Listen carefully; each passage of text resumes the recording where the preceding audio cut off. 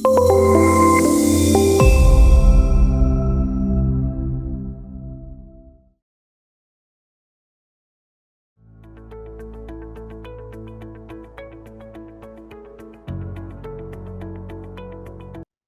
all OKR permissions are available in UpRaise? UpRaise is an extensively flexible tool that is available as a natively developed Jira app. And on my screen here, you'll notice I've navigated to the company directory page within UpRaise, and in there, I've opened the Roles and Permissions tab. In this video, we will be going through all of the available permissions with regards to the objectives and key results module. And we will look at these permissions one by one. Let's begin. Given the number of permissions that are available, what we have done is we have segregated these different permissions into different categories. The first category that we are looking at is the generic category. Here, the permission is OKR settings and administration. So this permission determines which roles have access to administering the OKR related features within UpRaise. You will notice the super admin and admin roles have set this permission to yes. And of course, the no access role has this value set to no. For the normal user role, this permission is set to no. However, it is possible for you to modify this permission. You can even have custom roles within your UpRaise instance, and therein you will be allowed to modify this permission. When I click on edit, I'll be offered two options, yes and no. Fairly straightforward, nothing complicated. If this is set to yes, any user who has this role associated with them in UpRaise, they will be able to manage the OKR related settings. Moving on, next you have create comment. Again, who should be able to create comments on OKRs? You'll notice it is set to yes for everyone, right?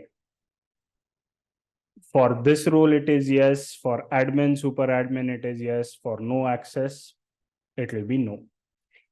For the custom roles that you will be creating on your instance, this will be set to yes, and it is not possible to turn off the ability to comment. That's why you do not see an option to edit. Then you've got edit comment and delete comment. The important thing to understand for these two permissions is that in case of super admin and admin, these permissions are set to always. Whereas for the user role, these permissions are set to when creator. If I were to click on edit, you'll notice at the permission level, there are two options, yes or no. And if I choose yes, then I have the options to make it available always or to make it available only when the user is comment creator. So in this case, the way this permission will behave, this edit comment permission will behave is only the comment creator will be able to edit their own comment. Whereas super admins and admins will always be able to edit the comments even if they are not the comment creators. Same goes for delete comment.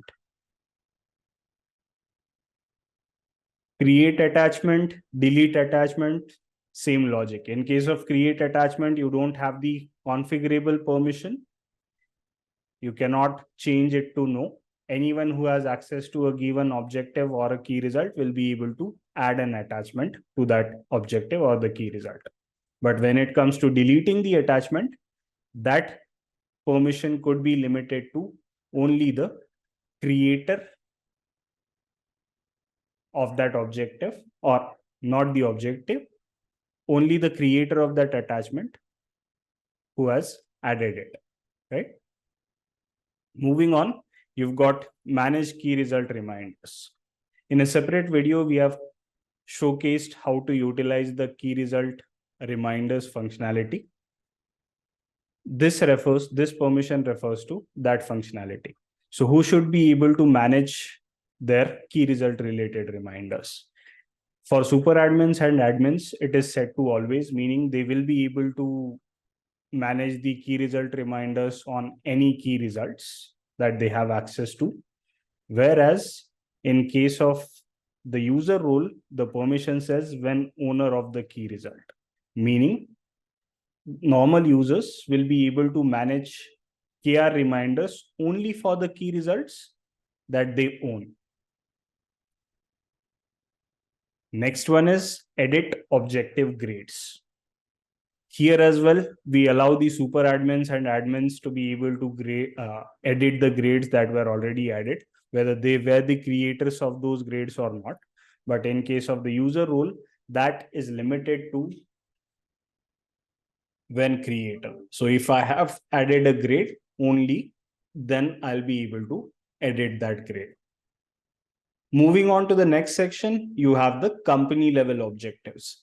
Here, the real granularity of our OKRs configuration becomes apparent.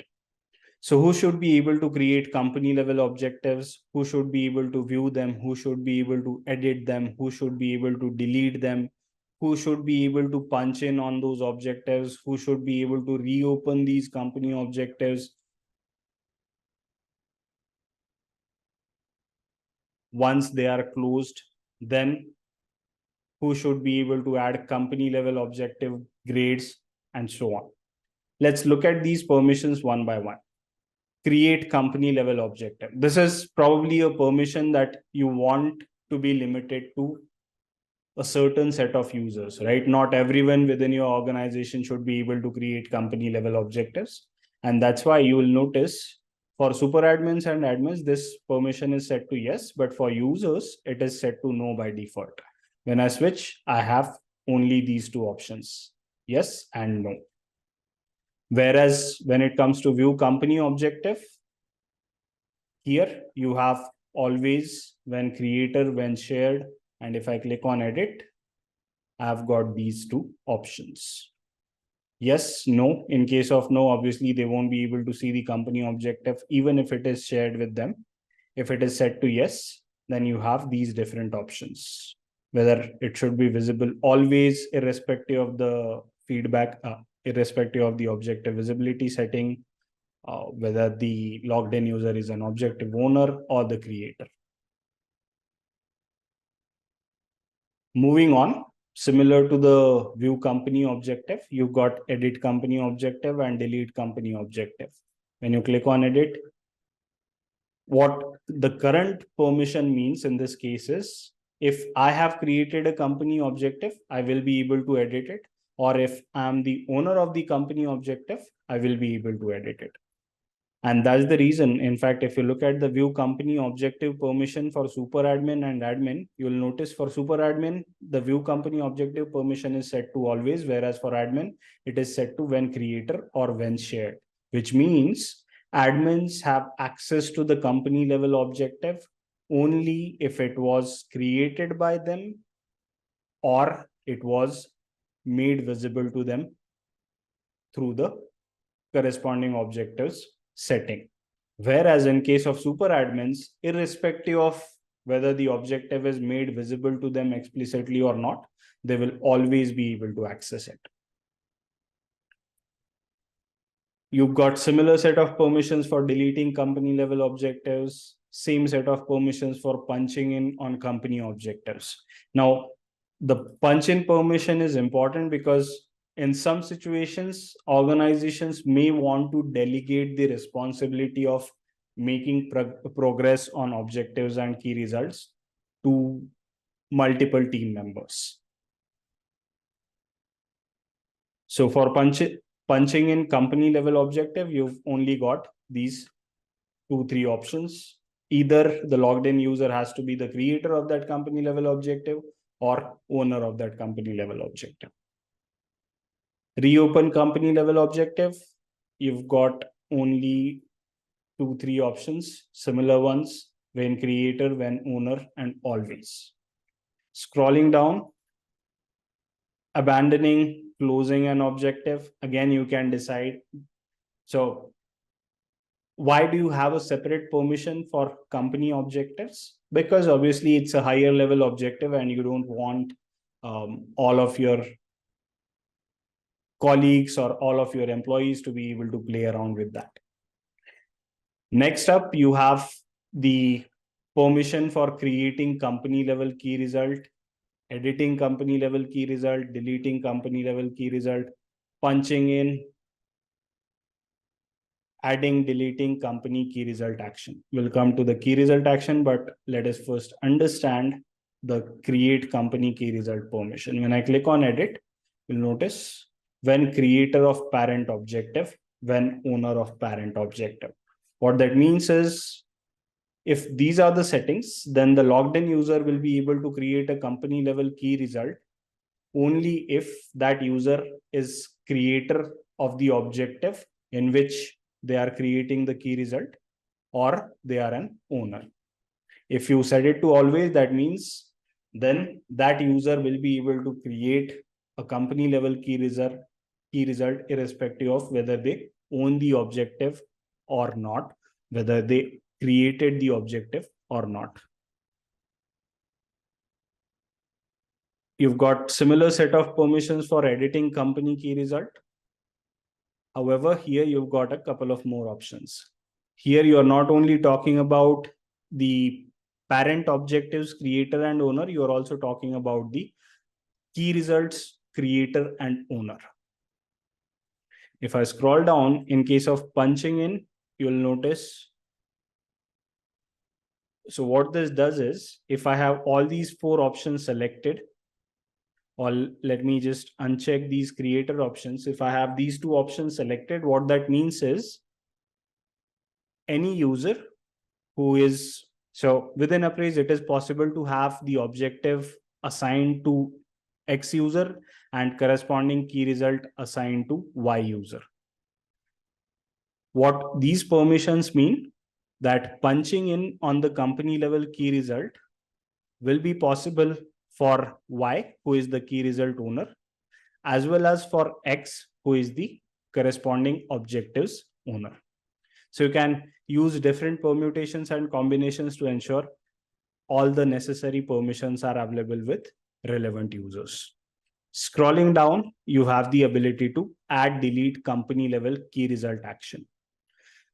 We have created a separate video that talks about this concept of having key result actions. And here as well, you have the ability to pick up any of these permutations and combinations. Scrolling down, you've got the same set of permissions, but at the team level objectives. And this applies to not just the default team level, but if you have set up multiple layers of objectives based on team types, for which I've created a separate video, the same set of permissions will apply there. Now, although the names of the permissions are almost aligned with the company level objectives, the values that are available for permissions are a little different, simply because we are talking about a team level objectives here. So if I were to look at the create team objectives and click on edit, you'll notice the permissions options that are there in here. Always, when team lead, when team member, when indirect team lead. What that means is a normal user, or rather a user, an employee whose role is user in UpRaise, will be able to create a team level objective if they are a team lead. So what that means is they'll only be able to create an objective, team level objective for their own team if they are a team lead. When team member, meaning it will allow any team member, not just the team lead, to be able to add team level objectives for a given team. And when indirect team lead simply means, so UpRaise has this concept of organizational hierarchy where you can create parent teams, children teams and align them together, right? So indirect team lead refers to a team lead of any team that lies above my current team. So all of this is keeping in mind the context for team level objectives. You got a similar set of permissions in here as well, punching in team level objectives. Again, the idea is you allow any team member to be able to update or make progress on the team level objectives. You will be able to do that. If you want the indirect team lead to be able to do that, you will be able to allow that as well. Scrolling down, you've got the similar set of permissions. I won't get into that now. Creating team key result. Again, if I click on edit, I've got something similar that was there for the company level key result. So nothing different in here that needs further discussion. Scrolling down, you've got add delete team key result action. Again, the same concept. Scrolling down at the individual level, this changes a little bit based on the context, because now you are talking about managers and indirect managers, right? So create individual level objective. Let's say in your organization, you only want the managers to be able to create objectives for their direct reports. Then what you do is you say when manager of owner. What this means is the logged in user will be able to create an individual level objective only for their direct reports, assuming they have the user role, right? So you've got a similar set of permissions for individual level objectives and key results as well. Here again, you can determine who should be able to punch in on the individual key results, individual objectives. When you click on edit, you will be able to see the system also allows managers to be able to punch in on their direct reports, key results, and objectives. It ensures easy delegation in case the individual is somehow not available for progress updates. So obviously, this is not something that you'll get to understand in a 15-20 minute video. You'll have to play around a little bit.